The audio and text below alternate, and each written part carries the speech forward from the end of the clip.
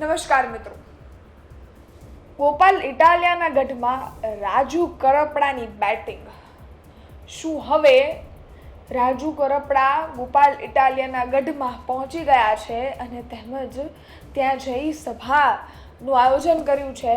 હવે ગોપાલ ઇટાલિયાના ગઢમાં નવા જૂની શું થઈ શકે છે? શું પડઘા પડી શકે છે? રાજુ કરપડા ત્યાં જઈ કઈ રીતે એક્ટિવ જોવા મળ્યા છે અને કેટલું માન સન્માન ત્યાં મળ્યું છે, એનું કઈ રીતે સ્વાગત થયું છે, અને તેમજ વિસાવદરમાં જે ગોપાલ ઇટાલિયાનું જોવા જઈએ તો મત સ્થાન છે અને ત્યાંના એ ધારાસભ્ય પણ છે, અને થોડા સમય પહેલાંની જ વાત છે કે રાજુ કરપડાએ ગોપાલ ઇટાલિયા ઉપર હુંડલો ભરીને જોવા જઈએ તો આક્ષેપ કર્યા છે, અને આમ આદમી પાર્ટીમાંથી નીકળવાનું કારણ પણ તેમને ગોપાલ ઇટાલિયાને જણાવ્યું છે. પરંતુ હવે ગોપાલ ઇટાલિયાના ગઢમાં ગયા બાદ ગોપાલ ઇટાલિયાને શું ફરક પડી શકે છે, કઈ રીતે શું થયું છે તેની ઊંડાઈપૂર્વક વાત કરું તો રાજુ કરપડાનું જોવા જઈએ તો એક યાત્રા નીકળી હતી અને સંકલ્પ યાત્રા, રાજુ કરપડાની ખેડૂત સંકલ્પ યાત્રાનું આયોજન કર્યું હતું ને તે અમરેલી, સાવરકુંડલા બધેથી થઈ વિસાવદર અને જોવા જઈએ તો કેશોદ, જે પ્રવીણ રામનું પણ મત જોવા જાય તો ગઢ છે, ત્યાં બધેથી પસાર થવાની હતી અને હવે વિસાવદર પહોંચી ગઈ છે. વિસાવદરમાં તો ગઈ છે, પરંતુ રાજુ કરપડા છે અને વિસાવદરમાં ખૂબ માન પણ મળ્યું છે, સન્માન કરવામાં આવ્યું છે. અનેક લોકો એ સભામાં હાજર રહ્યા છે. સ્વયંભૂ ખેડૂતોએ જ્યાં જઈ અને તેમને હાજરી આપી છે. રાજુ કરપડા ખેડૂતો માટે મસીહા છે. રાજુ કરપડા બિન રાજકીય રીતે પણ ખેડૂતો માટે લડ્યા છે, રાજકીય રીતે પણ ખેડૂતો માટે લડ્યા છે, અને આવનારા સમયમાં પણ કદાચ અમુક ખેડૂતોનો વર્ગ હશે એને રાજુ કરપડા પાસે એવી અપેક્ષા હશે કે એ ખેડૂતો માટે લડે અને આવનારા સમયમાં પણ શું કહેવાય, તેમને ન્યાય અપાડવામાં તેમની મદદ કરે, તેમનો અવાજ બને. પરંતુ અમુક વર્ગ એવો પણ હોય જે રાજુ કરપડાને નહીં પણ એ કોઈ જ પણ રાજકીય પક્ષમાં હોય એને ફોલો કરતો હોય.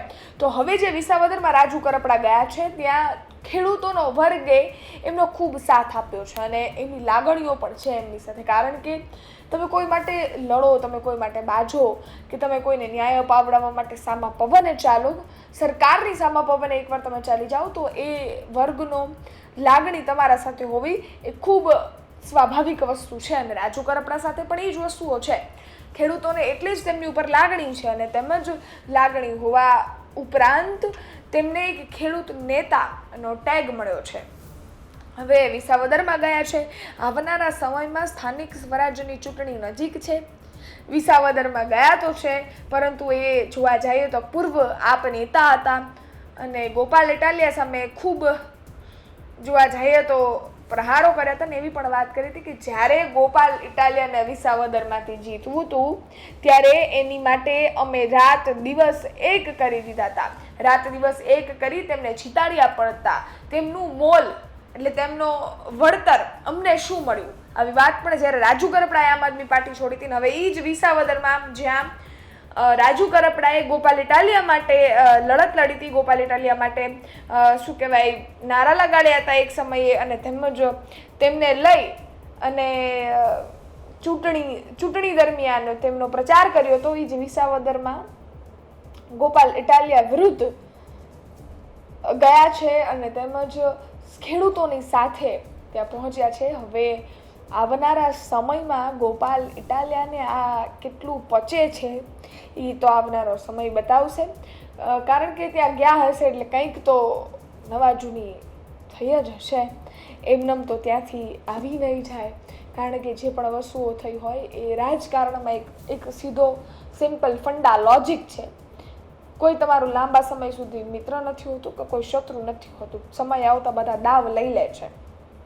એટલે જો રાજુ કરપડાને દાવ લેવાનો મોકો મળશે તો શું એ મૂકશે અને લેશે તો ગોપાલ ઇટાલિયા એનો કઈ રીતે જવાબ આવશે? આ બધી વસ્તુઓને લઈ તમારું શું માનવું છે કોમેન્ટમાં ચોક્કસ જણાવજો. હા, હજી સુધી ચેનલ સબસ્ક્રાઈબ ન કરી હોય તો સબસ્ક્રાઈબ કરી દેજો. અમારી યુટ્યુબ ચેનલ પર અમને જોઈ રહ્યા છો તો અમને સહયોગ આપી જમણા હાથ પર બેલ આઇકન છે પ્રેસ કરી સબસ્ક્રાઈબ કરો. ઇન્સ્ટાગ્રામ, ફેસબુક પર જોઈ રહ્યા છો ફોલો કરજો. ફરી એકવાર મળીશું નવી માહિતી સાથે. ત્યાં સુધી રજા આપો. જય હિન્દ, જય ભારત, ધન્યવાદ.